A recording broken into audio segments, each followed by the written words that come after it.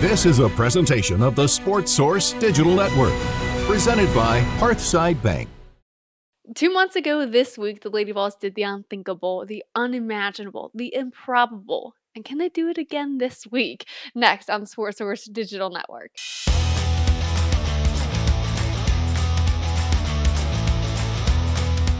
In March, the Lady Vols became just the third team since 2006 to get a series win at Oklahoma against the Sooners. And it was also just the first time in program history that the Lady Vols captured a road series win against a top 2 opponent.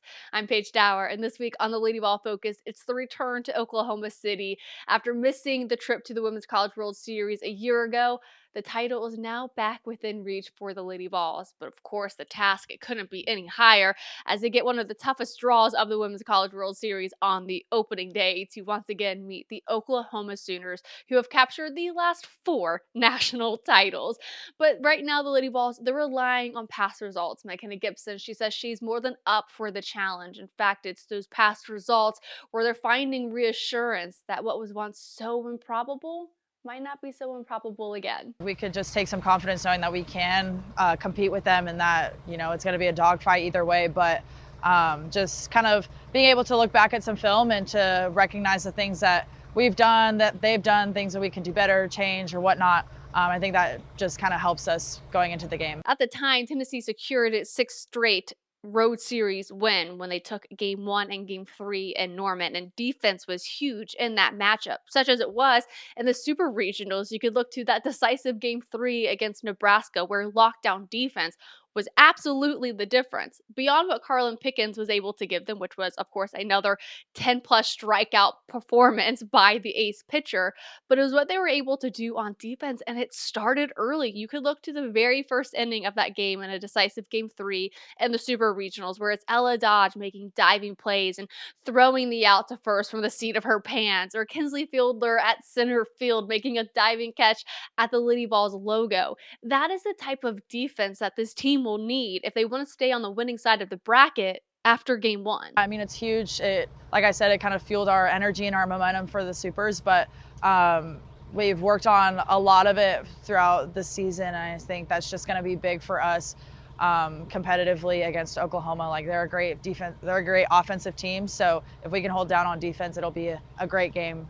And especially through the start of the NCAA tournament, it is without question that defense comes at a premium. And right now, the Lady Vols are humming on defense. We saw that in regionals, where they were taking on the home run queens and the Ohio State Buckeyes, who were leading the country in home runs, and they absolutely stifled them, holding them to no home runs. Then you look to what Nebraska is able to do at the plate, and they absolutely shut them down in a shutout effort and a game 3 victory. That same type of defense is what we're talking about that will need to be replicated against Oklahoma, because similarly, they're not like this heavy hitting team. I mean, they average 2 home runs a game, but where they do damage is their ability to bat in runners. They have 7 RBIs about a game.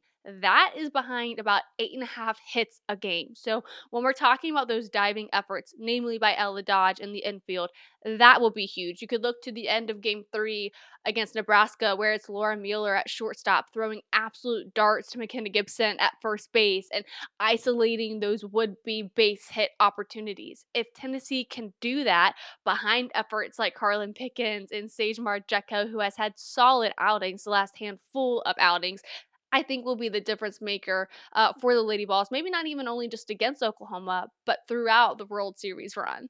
Friday night was it was out of character for us. And I think the biggest thing is, you know, we talked about that immediately post-game. We said we beat ourselves tonight. You know, Carlin doesn't walk and hit batters, and we don't make mistakes like that. And so we knew that we just had to turn the page. We just had to flush it and come into Saturday knowing that wasn't us. And if we play Lady Vol softball, we got a good chance. But of course, at the end of the day, the absolute neutralizer that the Lady Vols have is, of course, who's in the circle for them more times than not, and it's their ace pitcher, Carlin Pickens. She's a dog for that. I mean, she was fueled on so much adrenaline, so much like just fire and joy, and I think as a team, we can have a lot of confidence in that, and just the competitor she is. Like, she is gonna, you know, carry us a long way, and if she's got to do it on defense while we figure it out offensively. Like, she is going to do that, and it's really awesome to have a teammate like that and a pitcher like that who can just own the circle. But outside these game notes, you look to the players themselves, and there's only 5 seniors on the team, and it's been emotional since the Texas A&M series during senior week, and now they're really getting for the beginning of the end when they go to Oklahoma City for the Women's College World Series. And for someone like McKenna Gibson, those kind of moments where she's cherishing each fleeting moment is something that's been playing in the back of her mind since senior week and really truly in the super regionals. I honestly started crying. I was like, this does not feel real. It is definitely just shows, and it's a testament to all the work that this team has done and the fights and battles that we've been through throughout this season. So it is like that we finally made it moment. But job's not finished, and so I'm really excited to see where this week takes us. So hopefully she'll have a few more memories to cherish before it's all said and done, but certainly a huge game to start their run in Oklahoma City. And will they be able to bring one to Rocky Top when everything is said and done? But certainly great advice that we'll hear from McKenna Gibson over on my channel at Full Disclosure Pro for more on the Lady Boss as they continue their or start their World Series run. And then on Saturday on WATE, you can, of course, catch an inside story on Sophia Nugent and how her bat has absolutely come alive in the last handful of games for the senior catcher. But until then, I'll talk to you guys next week.